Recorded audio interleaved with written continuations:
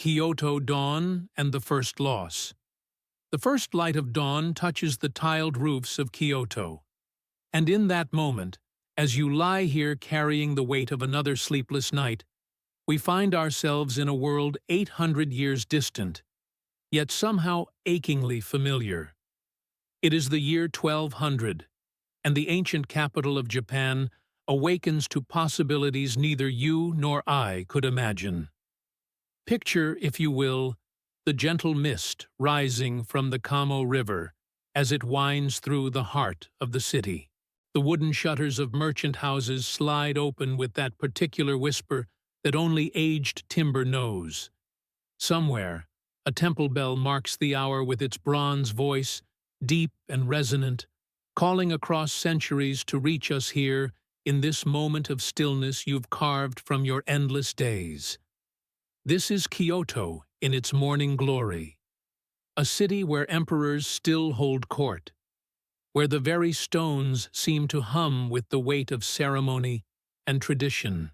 The cherry trees that line the palace grounds are bare now, their branches reaching toward a winter sky like the delicate brush strokes of a master calligrapher. Steam rises from the kitchens of noble houses, carrying the scent of rice and miso into the crisp air. In one such house, grander than most, a child of 2 summers stirs in his sleep.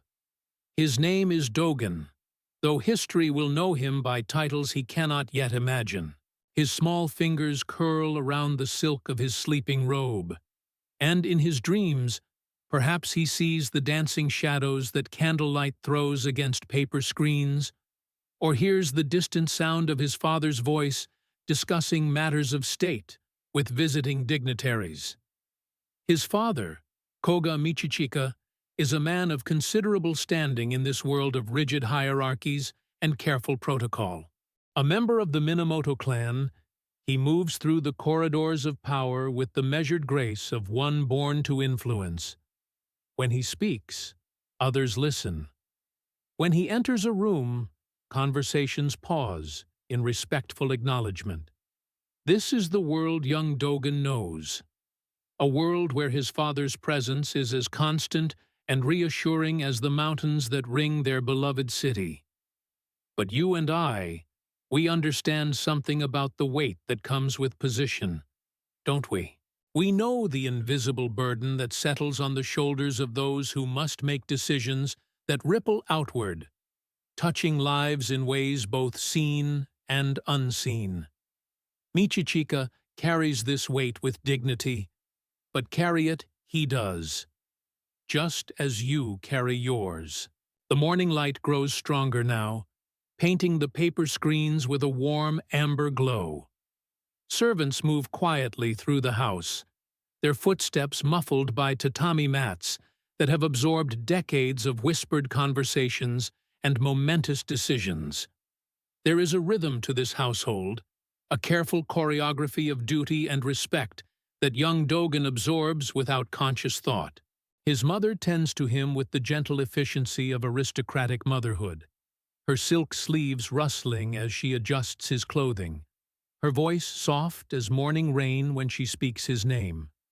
She is Ishi, daughter of the Fujiwara clan, and in her movements there is the unconscious grace of generations who have lived close to power, who understand the delicate balance between public face and private heart.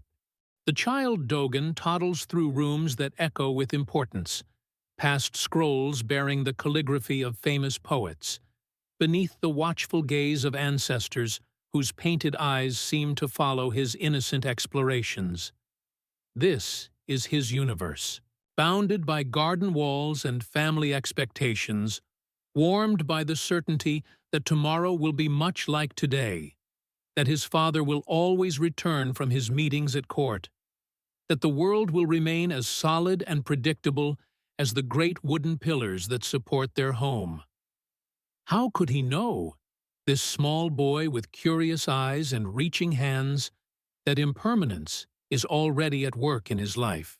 How could any of us know, really, when we're building our careful structures, making our long-term plans, believing in the solidity of what we've created. The seasons turn as seasons do. Spring arrives with its cascade of cherry blossoms. Summer brings the humid weight of monsoon rains. Autumn paints the maple leaves in shades of fire. And winter returns with its spare, elegant beauty. Through it all, the rhythm of the household continues.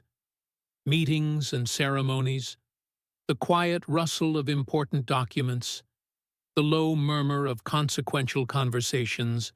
Dogen grows from toddler to small boy, his world expanding to include the garden with its carefully placed stones and raked gravel, the koi pond where golden fish move like living brushstrokes beneath the surface, the small shrine where his mother makes her daily offerings to the kami who watch over their family.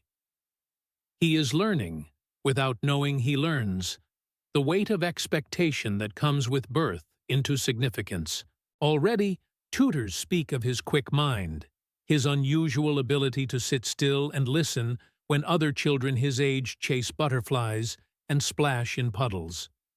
There is something in his dark eyes that suggests depths unusual in one so young, a quality of attention that makes adults pause and look at him more carefully. But children, even exceptional ones, live in the eternal present. For Dogen, each day simply is, complete and whole, and unconnected to the possibility that everything might change without warning. The morning comes when change arrives anyway.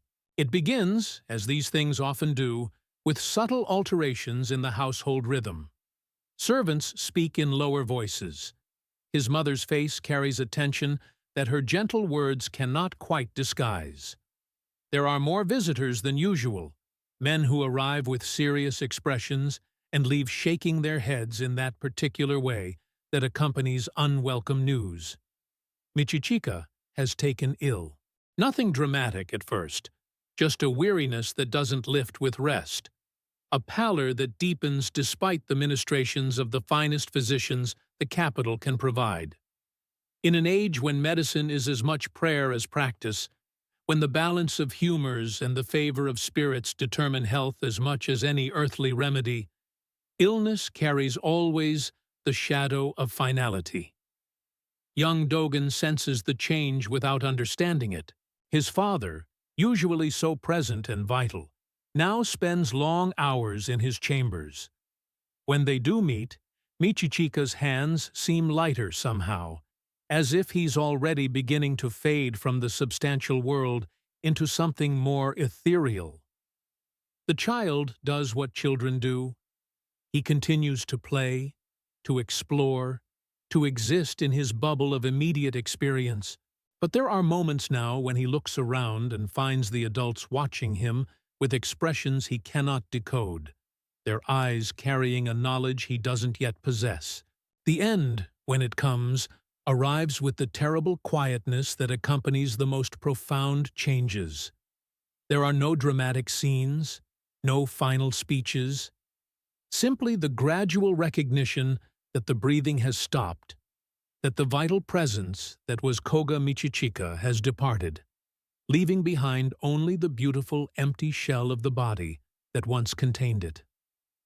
Dogen is 2 years old when his father dies, 2 years old when he experiences his first conscious encounter with the fundamental truth that the Buddha would call anicca, impermanence.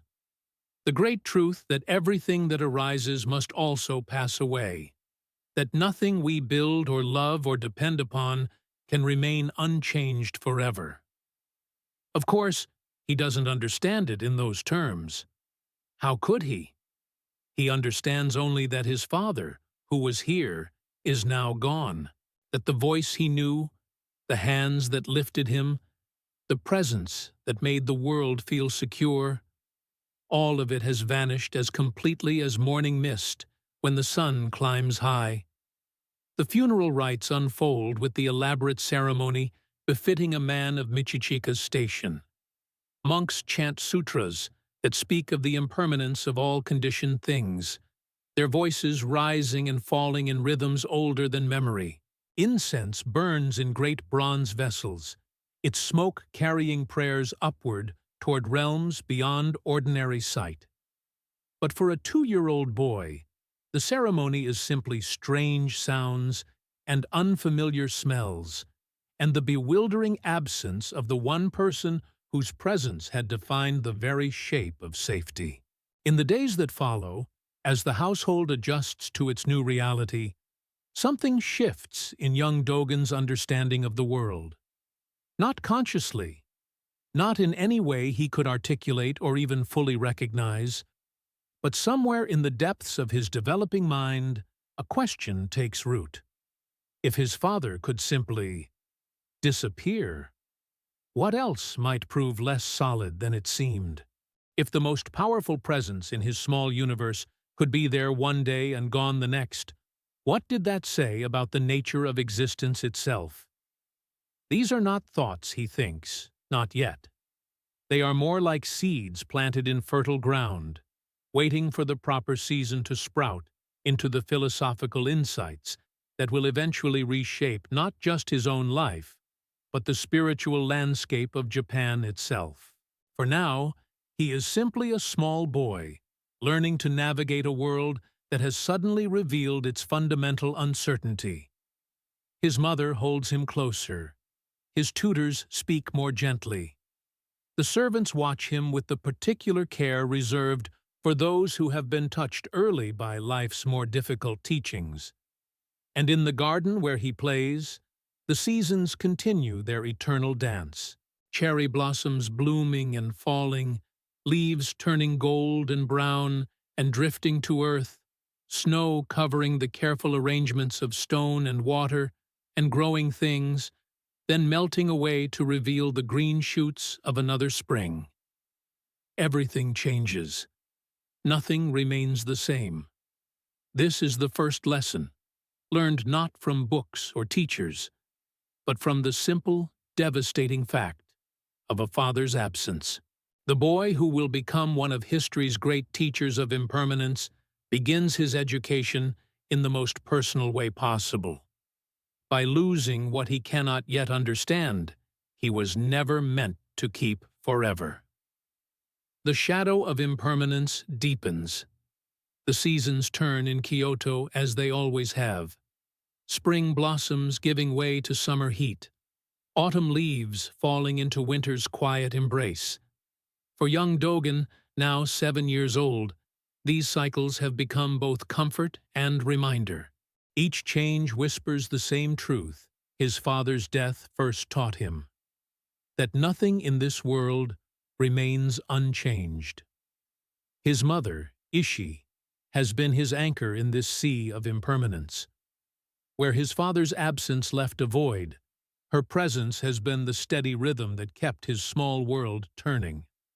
She tends to his education with the careful attention of aristocratic mothers, ensuring he learns the Chinese classics, the proper forms of poetry, the intricate protocols of court life. But more than this, she tends to the questions that live behind his young eyes. "Mama," he asks one evening as they sit together watching the temple bells ring across the city, "where do the sounds go when they stop?" She pauses in her sewing, considering not just his words, but the searching quality in his voice. "What do you think, Dogen?" "I think." He struggles with concepts too large for his vocabulary. "I think they go to the same place Papa went, but I don't know where that is." Ishi sets down her needle. In her son's question, she recognizes something that both fills her with pride and breaks her heart. The beginning of a spiritual hunger that will not be satisfied by the conventional answers their world provides. She sees in him the seeds of a seeker, someone who will not be content to accept mystery without investigation. "Perhaps," she says gently, "the sound doesn't go anywhere. Perhaps it simply returns to silence, and perhaps that silence was always there, waiting." These conversations become their evening ritual, as the weight of aristocratic life presses around them. The ceremonies, the expectations, the careful navigation of court politics. Mother and son create a small sanctuary of deeper questioning. She begins to understand that her role is not to provide answers, but to nurture the questions themselves. But impermanence, as Dogen has learned, makes no exceptions for the tender bonds between mothers and children. The illness comes quietly at first, a persistent cough that Ishi dismisses as the changing season's minor rebellion against her health. Then fatigue that she attributes to the demands of managing their household, their social obligations, the careful stewardship required of a widow in aristocratic Kyoto society. Dogen notices before the adults around them seem to. Children, perhaps because they live so close to the ground of immediate experience, often see what those caught up in the busyness of adult life miss. He observes how his mother's steps have grown slightly slower, how she sometimes pauses in the middle of tasks, her hand pressed briefly to her chest, how the light in her eyes, while still warm when it falls on him, seems to require more effort to kindle. "Are you tired, Mama?" he asks one afternoon, as she sits longer than usual after their midday meal. "A little," she admits, and in that admission he hears an echo of something familiar. The same quality of distance that had crept into his father's voice in those final weeks. As if part of the person was already traveling toward a horizon the rest of them could not yet see. The progression is swift once it begins in earnest. The cough deepens, becomes persistent. The fatigue transforms from occasional tiredness to a heaviness that seems to settle into her bones. The household, which had found its rhythm around her steady presence, begins to move with the careful quietness that surrounds the seriously ill. Dogen finds himself watching her with the intensity of someone trying to memorize every detail. The way she arranges her sleeves when she sits, the particular melody she hums while tending to household tasks, the exact tone of voice she uses when reading to him from the classical texts. Some part of him, educated by loss, understands that he is witnessing something precious and finite. "Tell me about impermanence," he asks her one evening, as she lies resting, her breathing shallow but peaceful. She turns her head toward him, surprised perhaps by the directness of his question, but not unprepared for it.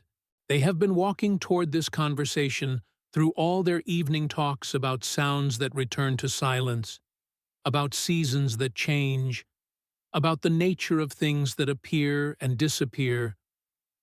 "Everything that arises," she says slowly, "must pass away. This is not a tragedy, Dogen. This is simply the way things are. The tragedy would be to live as if it were not true."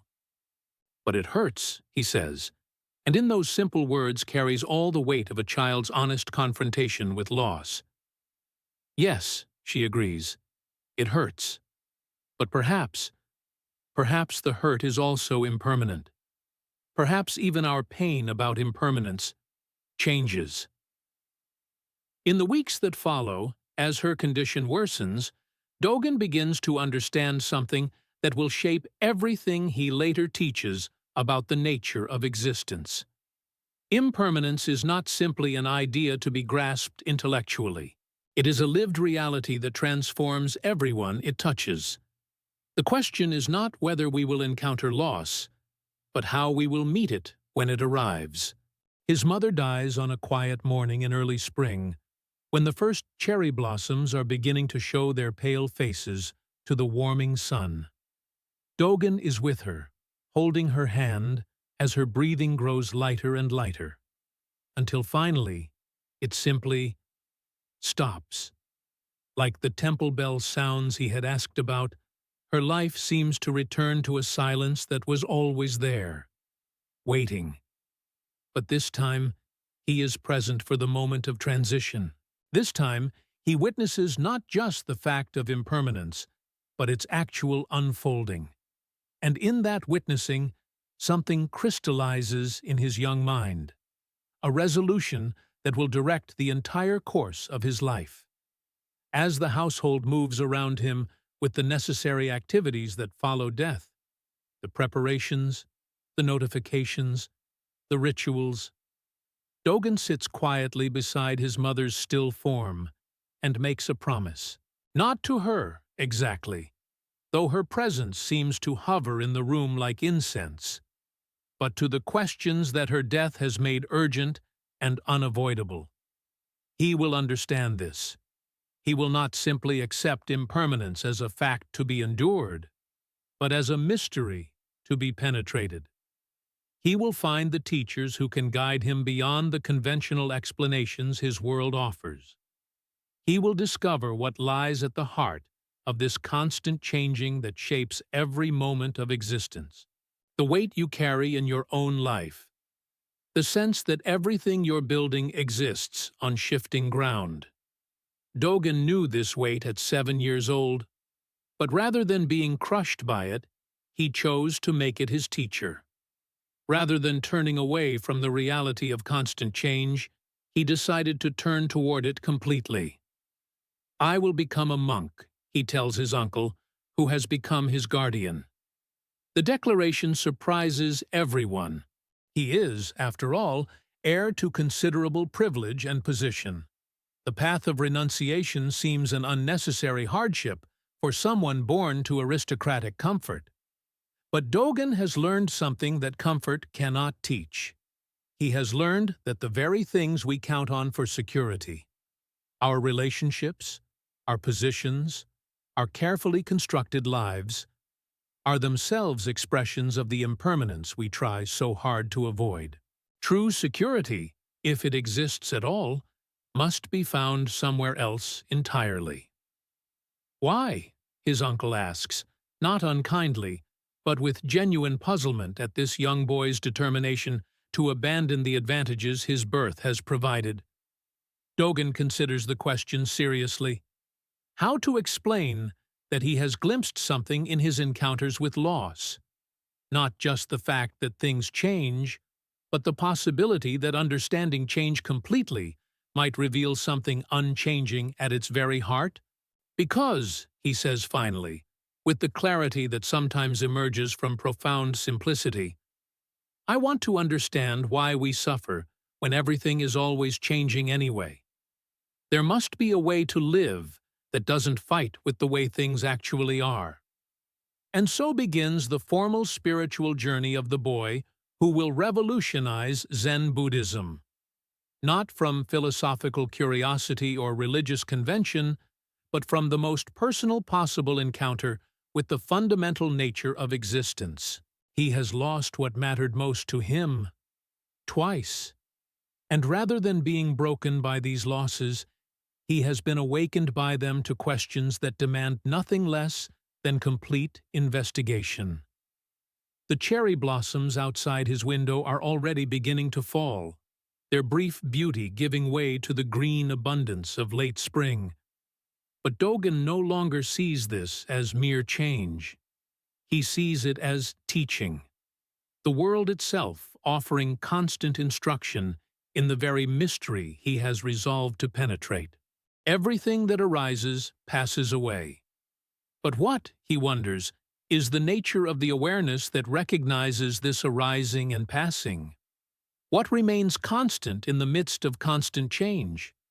These questions will carry him through years of rigorous training, across dangerous seas to China, and finally to the profound realization that will establish him as one of history's great spiritual teachers. But it all begins here, in this moment of loss, transformed into aspiration. A 7-year-old boy, orphaned by impermanence, choosing to make impermanence itself his path to understanding. Life at Mount Hiei. The path up Mount Hiei winds through ancient cedars that have witnessed centuries of seekers climbing toward something they cannot yet name. Young Dogen, now 8 years old, follows this same path in the early morning mist of 1208, his small bundle containing everything he owns in the world, which is to say, almost nothing at all. The monastery bells reach him before he can see the buildings themselves. Deep bronze voices calling across the mountain valleys, marking the rhythm that will govern every hour of his days from this moment forward. 4 in the morning. The first bell for morning meditation. 5:30. The call to communal chanting. 7. The beginning of work practice. On and on through the day, these bronze teachers offering their lessons in time and discipline. You know something about bells, don't you? The way certain sounds can cut through even the most cluttered mind. Perhaps it's your phone's notification, calling you back to the weight you carry, or the church bells that still ring in some neighborhoods, reminding us that humans have always needed external rhythms to organize the chaos of consciousness. For Dogen, these monastery bells become his first teachers in the art of presence. The Tendai Monastery on Mount Hiei is not a place of comfort. The November air carries the bite of winter, and the wooden buildings offer only basic shelter from the elements. Dogen's new home is a small cell with tatami mats, a low writing desk, and a single window that looks out over the valley below.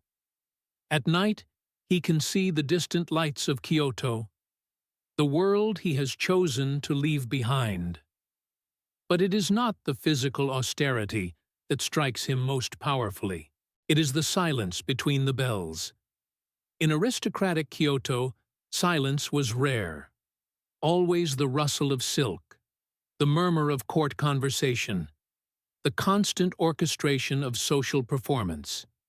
Here, silence has weight and presence. It becomes a living thing that teaches its own lessons. His first morning begins at 4 with the meditation bell. Dogen rises in darkness, as he will for years to come, and joins 30 other monks in the meditation hall. The hall smells of centuries of incense, sandalwood and cedar mixing with the deeper scent of old wood and countless hours of human breath and intention. They sit in rows facing each other, backs straight, eyes cast downward. The meditation cushion is firm beneath him, offering just enough comfort to prevent distraction, but not enough to encourage drowsiness. This balance, this middle way between comfort and hardship, becomes one of his first practical lessons in Buddhist philosophy. In these early morning sits, Dogen encounters his own mind with new directness. Without the distractions of court life, without conversations and ceremonies to occupy his attention, he faces the raw activity of consciousness itself. Thoughts arise like bubbles in water, memories of his mother, worries about the day ahead, fragments of sutras he is learning to memorize, and then they pass away, just as everything passes away. The chanting begins at 5:30. 40 voices joining together in the ancient rhythms of the Lotus Sutra, the Heart Sutra, the countless texts that form the foundation of Tendai Buddhism. Dogen's young voice learns to blend with this collective sound, his individual identity dissolving into something larger than himself. Form is emptiness. Emptiness is form. The words of the Heart Sutra become more than concepts. In the pre-dawn darkness, with incense smoke curling toward the wooden beams above, these phrases begin to point toward direct experience. What seems solid and permanent, the wooden floor beneath his knees, the bronze Buddha statue before them, his own young body, all of it arising and passing away in each moment. After chanting comes work practice. The monastery maintains itself through the labor of its residents, and every task becomes an opportunity for mindfulness. Dogen learns to sweep the wooden walkways with complete attention, each stroke of the broom a meditation in itself. He tends the small garden plots where vegetables grow for the community meals. He helps maintain the oil lamps that provide light for evening study. There is something profound in this integration of spiritual practice with daily maintenance. In the aristocratic world of his birth, physical labor was performed by servants, invisible hands that kept the machinery of privilege running smoothly. Here, every monk sweeps his own walkway, tends his own portion of garden, maintains his own space. The distinction between spiritual and mundane dissolves into a seamless whole. The study periods reveal new dimensions of intellectual rigor. Dogen's aristocratic education has prepared him well for academic work, but monastery study demands a different quality of attention. These are not texts to be mastered for social advancement or intellectual display. They are maps of consciousness itself, guides for the direct investigation of reality. Under the guidance of his teachers, he begins to work with the vast corpus of Buddhist philosophy. The Tendai school embraces an encyclopedic approach, studying not just the Lotus Sutra that forms their central text, but drawing from the entire range of Buddhist thought. Madhyamika philosophy, with its analysis of emptiness. Yogacara investigations into the nature of consciousness. The practical meditation manuals that offer step-by-step guidance for mental cultivation. But even as he absorbs this intellectual framework, questions begin to arise. Questions that will eventually drive him beyond the comfortable certainties of established doctrine. If all beings already possess Buddha nature, if awakening is our fundamental condition rather than something to be achieved, then why is such extensive practice necessary? Why do even accomplished masters continue to sit in meditation, continue to study, continue to engage in the disciplines of spiritual life? These questions simmer beneath the surface of his daily routine, not yet fully formed, but beginning to create a productive tension with his studies. The seasons turn on Mount Hiei with particular clarity. Winter brings deep snows that muffle all sound except the essential. The bells, the chanting, the whisper of wind through pine branches. The meditation hall becomes a refuge of warmth, heated by the collective presence of practitioners and the small braziers that take the edge off the mountain cold. Spring arrives with the delicate emergence of cherry blossoms, their brief flowering offering daily lessons in impermanence. Dogen watches the same trees that surrounded his childhood in Kyoto, but now he sees them with different eyes. The beauty is no less striking, perhaps more so, but it carries no grasping, no desperate attempt to make the moment permanent. Summer brings the intensive practice periods when the community deepens its commitment to meditation and study. Long sits that test the boundaries of physical endurance. Extended periods of noble silence when even necessary communication is reduced to essential gestures. These intensives push beyond the comfortable rhythms of daily practice into territory where familiar mental patterns begin to dissolve. And autumn. Autumn brings the maple leaves that first awakened his spiritual questioning. But now, instead of generating confusion and despair, their falling becomes a teaching in itself. Each leaf following its own trajectory toward the earth, each one perfect in its brief arc through space and time. The food in the monastery is simple but adequate. Rice, vegetables from the garden plots, occasional fish from the mountain streams. Meals are eaten in silence, each bite received with gratitude and attention. Dogen learns to taste food without the overlay of preference and aversion. Or rather, to notice preference and aversion without being controlled by them. There is a particular quality to monastery meals that speaks to something essential about human community. Everyone eats the same food, prepared by members of the community in rotation. No elaborate hierarchies of cuisine reflecting social status. Just the basic nourishment that allows the body to support the mind in its investigation of reality. The evening periods bring sutra study and copying practice. By lamplight, Dogen learns to write the classical Chinese characters that preserve Buddhist teaching, his brush moving in the ancient rhythms that connect him to centuries of practitioners. Each character becomes a meditation, each sutra a doorway into deeper understanding. As the years pass on Mount Hiei, Dogen grows from a grieving child into an accomplished young monk. His understanding deepens, his meditation stabilizes, his scholarly knowledge expands to encompass the vast range of Buddhist philosophy and practice. But those fundamental questions, the ones that arose from his early encounters with impermanence, continue to evolve and intensify. The very success of his training becomes a new kind of problem. The more proficient he becomes in the established methods, the more clearly he sees their limitations.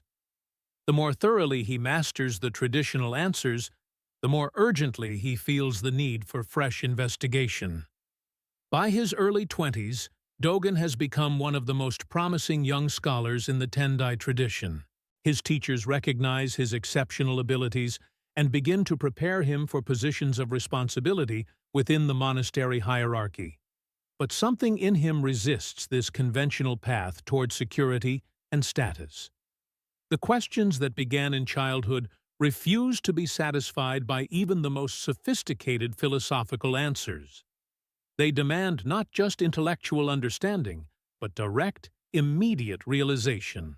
And increasingly, Dogen suspects that such realization might require him to venture beyond the familiar boundaries of Japanese Buddhism altogether. The path that began with loss and questioning on Mount Hiei is preparing to carry him across dangerous seas to the monasteries of Song Dynasty China, where he will encounter teachings that will revolutionize his understanding and, through him, transform Zen practice for generations to come. The burning question. The question that had been growing within young Dogen's mind for years was about to ignite into something far more dangerous than doubt. Something that would challenge not just his teachers, but the very foundations of the tradition he had devoted his life to understanding. Picture him now, 20 years old, seated in the dim light of his cell on Mount Hiei, the same mountain where he had arrived as a grieving child of 8, seeking answers to the mystery of impermanence that his parents' deaths had carved into his heart. 12 years of disciplined study lay behind him, 12 years of rising before dawn for meditation, of chanting sutras until his voice grew hoarse, of copying sacred texts with meticulous care. He had mastered the Lotus Sutra, absorbed the intricate philosophies of Tendai Buddhism, excelled in debates that could stretch through entire afternoons. His teachers praised his sharp intellect, his dedication, his promise as a future leader of their tradition. Yet the more deeply he understood their teachings, the more a single burning question consumed him. If all beings already possess Buddha nature, if enlightenment is our original condition rather than something we must achieve, then why this endless study?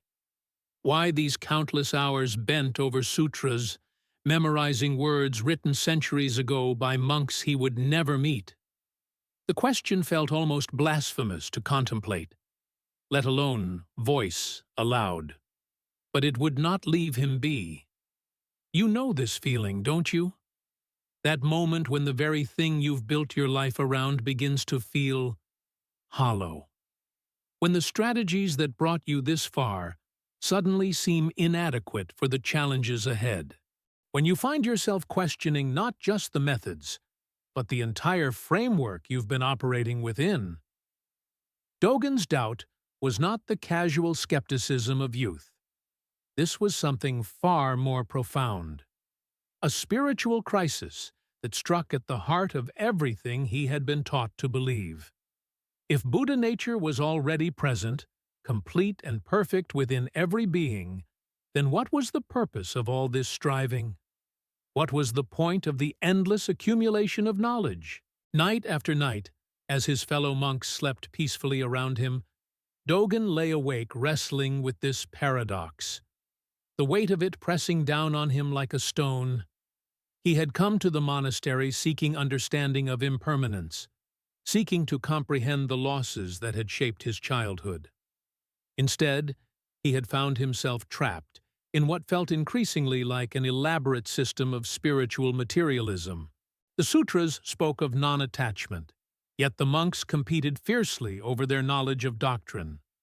The teachings pointed toward simplicity, yet the tradition had grown baroque with complexity, layered with centuries of commentary and interpretation. Most troubling of all, the very act of studying enlightenment seemed to push the reality of it further away. Like trying to catch your own shadow. There's something about the deepest questions that cannot be answered through more thinking, more analysis, more consultation with experts or ancient texts. Sometimes the only way forward is through a kind of sacred destruction, a willingness to burn down what you've built in order to discover what remains. For Dogen, this realization came not as a sudden flash, but as a slow dawn breaking over months of inner turmoil. He began to see that his question itself might be the answer, that the very act of questioning the necessity of study was pointing him toward a different kind of understanding entirely. The breakthrough came on a night in early spring, when the cherry blossoms were just beginning to show their first pale hints of color. Dogen had spent the evening in the library, surrounded by the texts that had been his constant companions for over a decade. The Lotus Sutra lay open before him, its familiar passages offering their familiar wisdom about the Buddha nature inherent in all beings. But instead of comfort, he felt only a growing sense of distance, as if the words were creating a barrier between himself and the very truth they claimed to reveal. The more he read about enlightenment, the further from it he seemed to drift.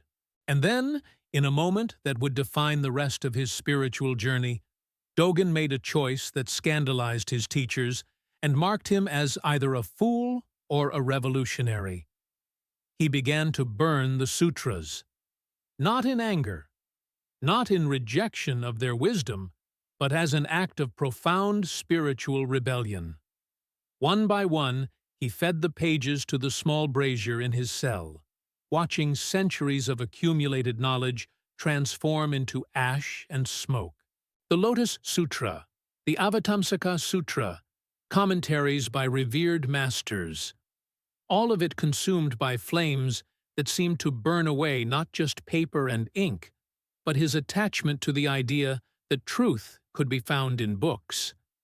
The act was both destruction and creation, a clearing away of the accumulated debris of other people's insights to make space for his own direct encounter with reality.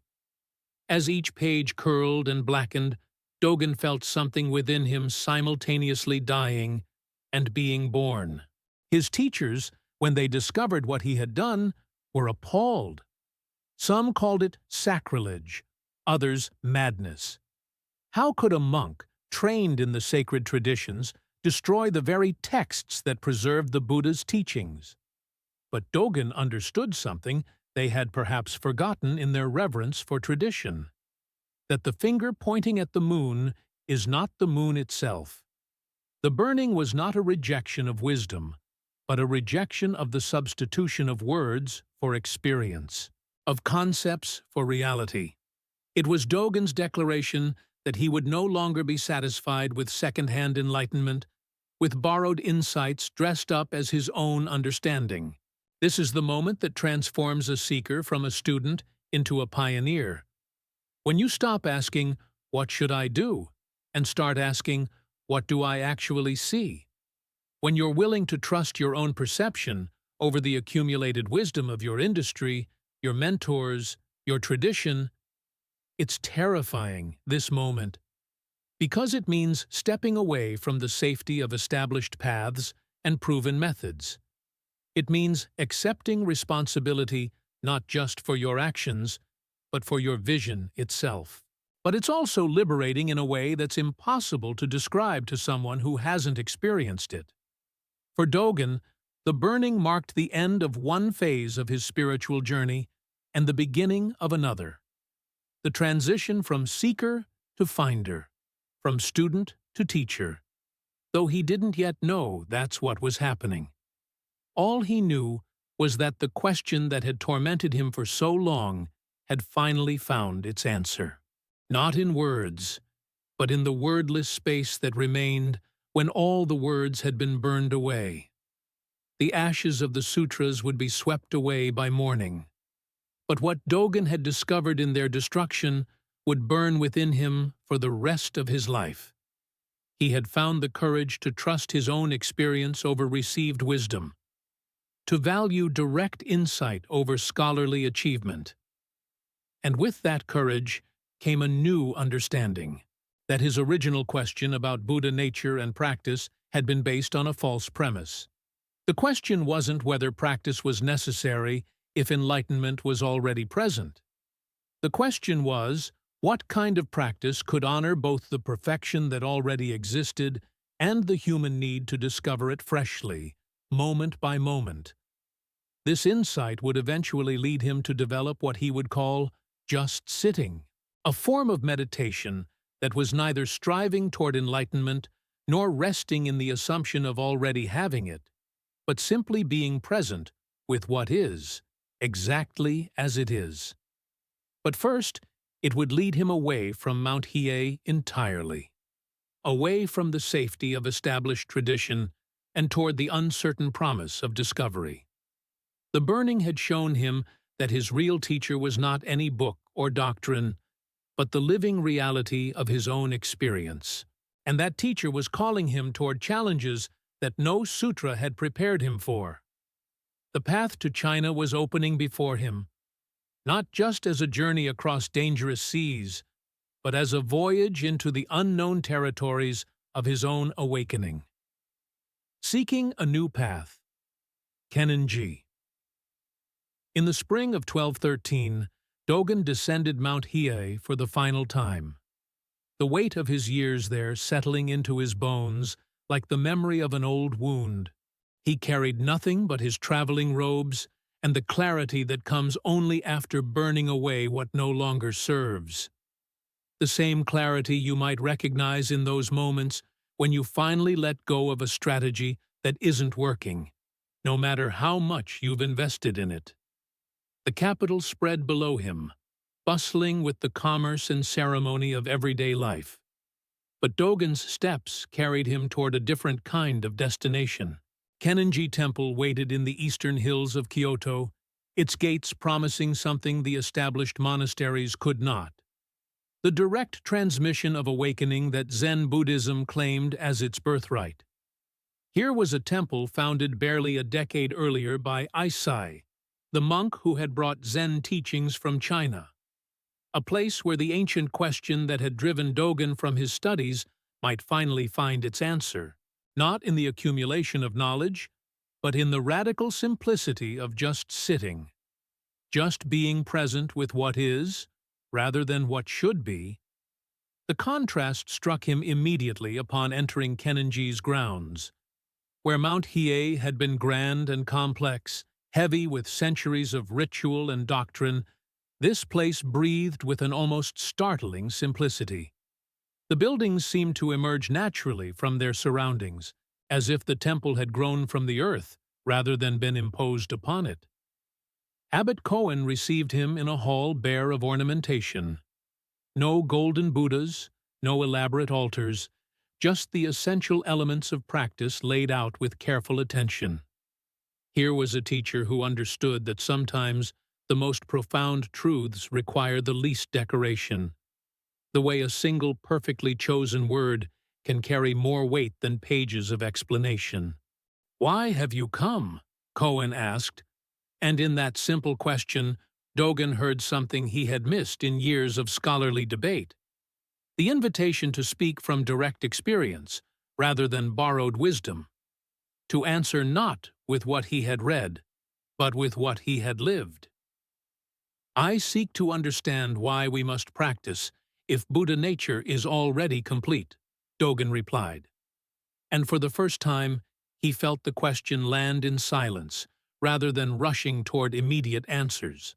Koen nodded slowly, as if recognizing something familiar in the young monk's confusion.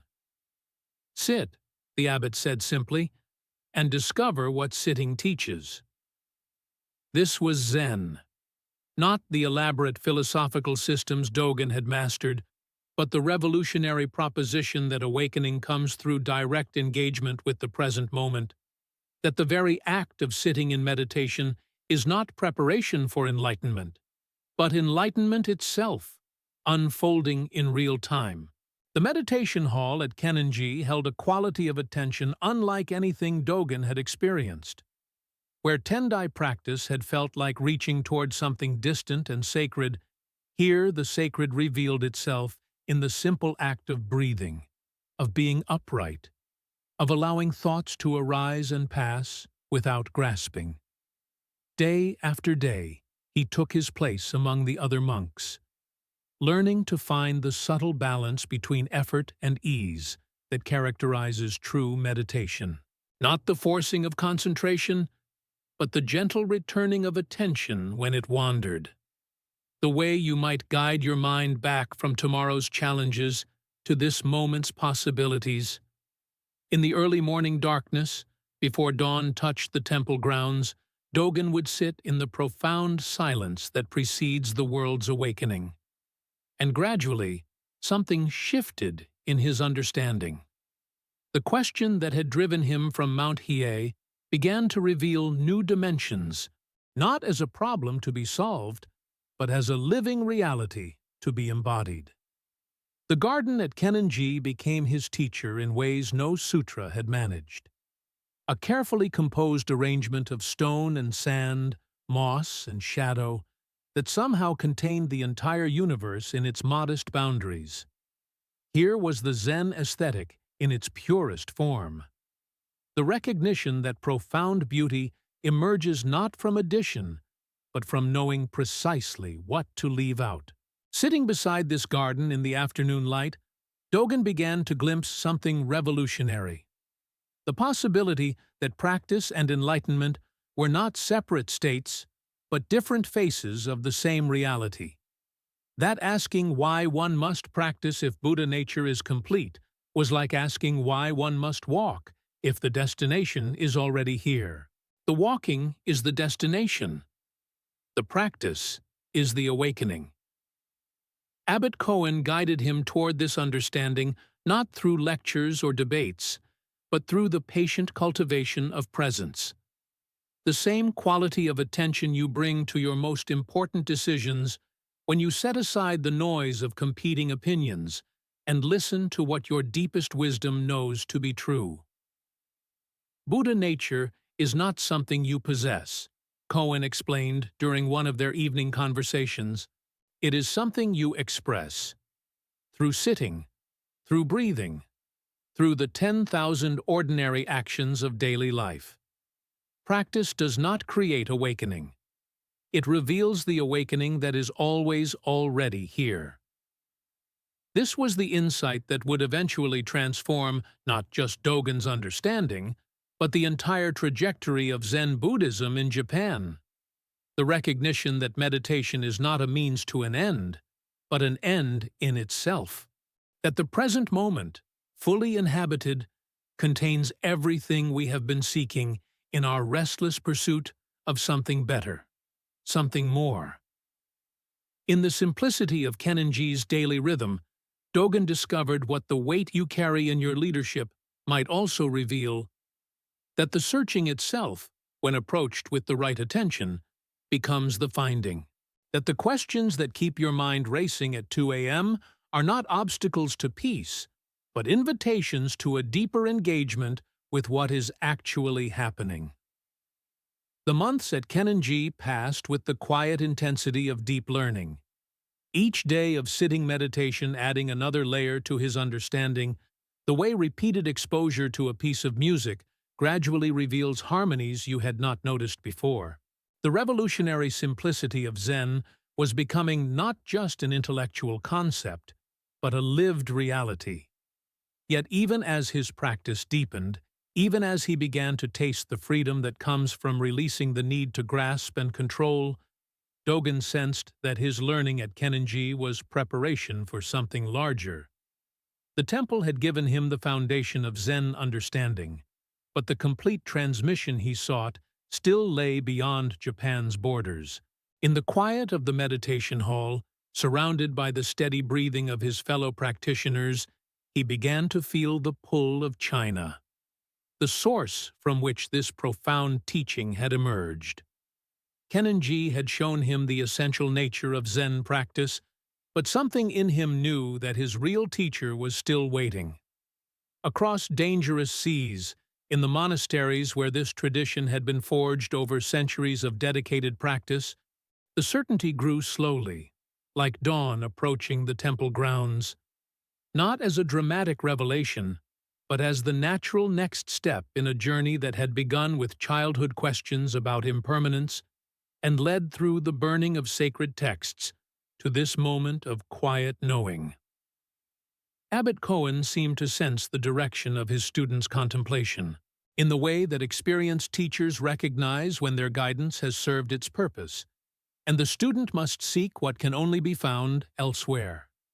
There was no sadness in this recognition, only the natural rhythm of teaching and learning, of gathering and releasing. "China calls to you," Cohen observed one evening, as they sat together watching shadows lengthen across the temple garden. It was not a question, but the acknowledgement of something they both understood to be inevitable. Dogen nodded, feeling the truth of it settle in his bones. The same clarity that had driven him from Mount Hiei, now pointing him toward an even greater unknown. Kennin-ji had given him the language of Zen, the foundational practices, the first taste of what direct transmission might offer. But the complete teaching, the final answer to his deepest questions, waited in the monasteries where this tradition had been perfected through generations of dedicated practice. The preparation would be careful, deliberate. The journey to China was not undertaken lightly, in an age when sea voyages carried real danger, when leaving Japan meant stepping into a world of unfamiliar customs and unknown challenges.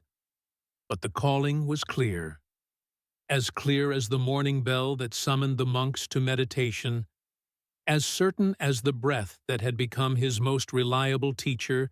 In the garden's carefully arranged stones, in the precise placement of each element within the larger composition, Dogen could see a reflection of his own journey. Each experience at Mount Hiei, each moment of doubt and questioning, each day of sitting at Kennin-ji, all finding their proper place in a pattern that was leading him toward the complete understanding he sought. The path to China was no longer just opening before him. It was calling him forward, with the quiet insistence of his own deepest nature, toward the final stage of a transformation that had begun in childhood loss and would find its completion in the mountains of a distant land. Journey to China and return. In the spring of 1223, as cherry blossoms began their brief flowering across Kyoto, Dogen made his final preparations for the journey that would complete his transformation. The weight of decision had lifted from his shoulders, replaced by something lighter, yet more profound. The quiet certainty that comes when we finally align with what we've always known we must do. You understand this feeling, don't you?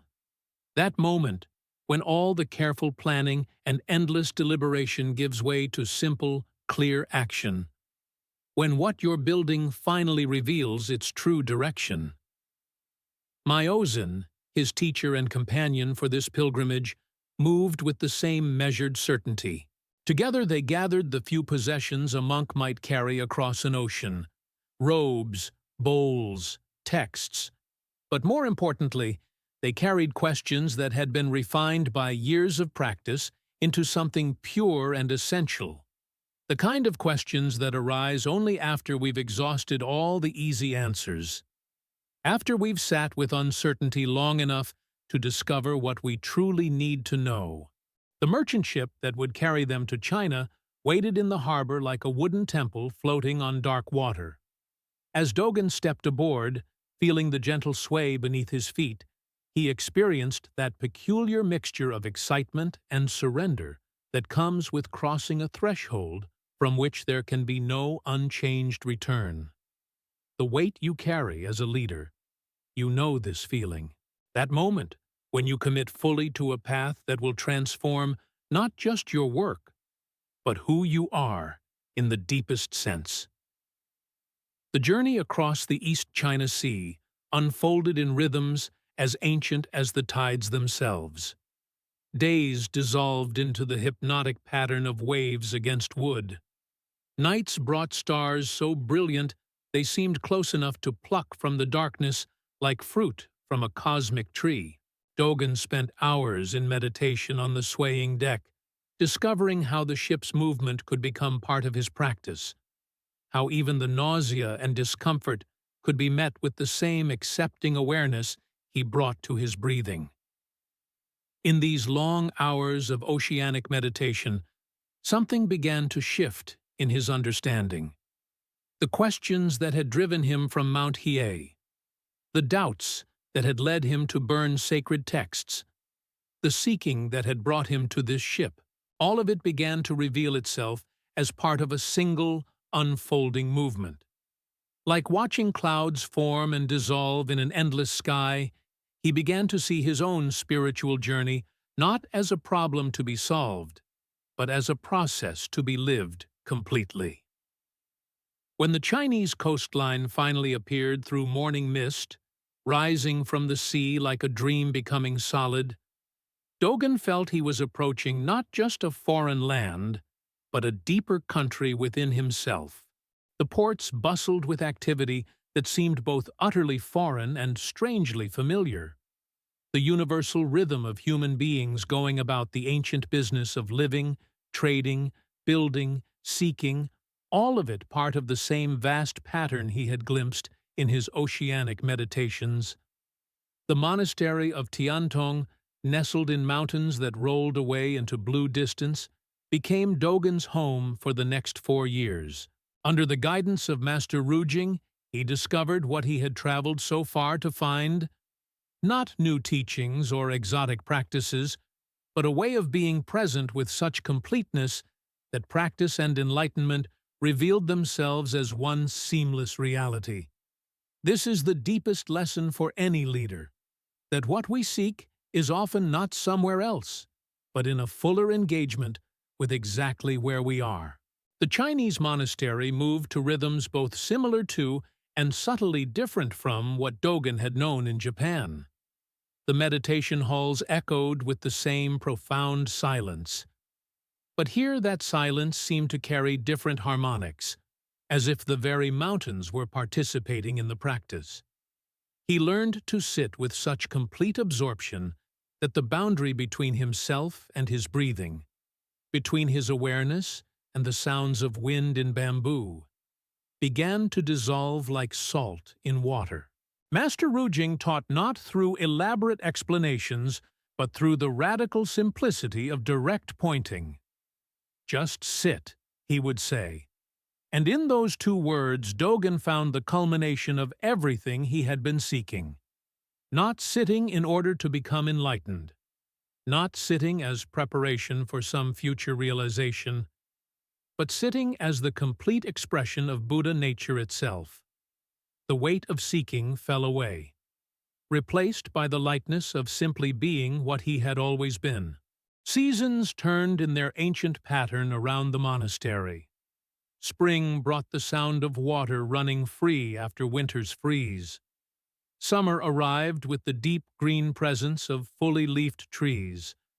Autumn painted the mountains in colors that seemed to burn with their own inner light. Winter wrapped everything in silence so profound it became a teaching in itself. Through each season, Dogen's practice deepened, not by becoming more complex, but by becoming more simple, more immediate, more completely present. The moment of his final awakening came not with dramatic visions or mystical experiences, but with the quiet recognition that he had never been separate from what he was seeking. Sitting in meditation one morning, as dawn light filtered through paper screens, he simply understood. The way a flower understands blooming. The way water understands flowing downhill. The way you sometimes understand, in your deepest moments of clarity, that what you're building is not separate from who you are becoming. When the time came to return to Japan, Dogen felt the peculiar sadness and joy that accompanies any true completion. He was leaving behind mountains that had become part of his inner landscape, a teacher whose wisdom had become woven into his very being, a community that had supported his transformation in ways both visible and invisible. Yet, he was also carrying something precious back across the ocean. Not as a possession to be guarded, but as a gift to be shared. The return journey unfolded in the same oceanic rhythms as his original crossing, but now Dogen experienced the waves and weather with different eyes. Where once he had seen obstacles to be endured, he now found teachings to be received. Where once he had felt the restless urgency of seeking, he now rested in the calm certainty of having found what was never actually lost. The ship that carried him home was the same vessel that had brought him to China. But the person making this return passage had been transformed as completely as water becoming wine. Japan's coastline, when it finally emerged from morning mist, looked both exactly as he had left it and entirely new, the way familiar things do when we return to them with transformed vision. The cherry trees were blooming again, as they had when he departed. But now their brief flowering spoke to him with a clarity that needed no interpretation. Impermanence was no longer a problem to be solved, but a truth to be celebrated. The very condition that made each moment infinitely precious. Settling into his new role as teacher, Dogen began to share what he had discovered, not as doctrine to be believed, but as practice to be lived. Students gathered around him, drawn by the same deep questions that had once driven his own seeking. In their eager faces, he saw reflections of his younger self, the same hunger for understanding, the same willingness to sacrifice comfort for truth, the same courage required to sit with uncertainty until it transforms into wisdom. The temple he established became a place where the insights born in Chinese mountains could take root in Japanese soil, where the universal truths he had discovered could find expression in the particular forms his culture could receive. This is the leader's ultimate task. Not just to discover truth for yourself, but to create conditions where others can make their own authentic discoveries, where what you've learned can become a foundation for what others will build. As evening settles around this story, as your own day's weight begins to dissolve into the approaching rest you've earned, let yourself feel the completion that Dogen found. Not as an ending, but as a beginning. The way each breath completes itself, only to make space for the next. The way each day's work finishes, only to reveal tomorrow's possibilities. The way your own journey of building and seeking and carrying weight is itself part of a larger pattern that includes both the struggle and the resolution, both the questions that drive you forward and the peace that waits always just beneath the surface of your awareness, as natural and available as your own breathing, as close as this moment of letting go into the darkness that holds all dreams and all rest, and all the quiet certainty that what you're building matters, that the weight you carry serves something larger than yourself, that your own brief flowering in this world is part of an endless pattern of completion and beginning again, like waves returning to the ocean that never really left them, like consciousness returning to the silence from which it was never actually separate.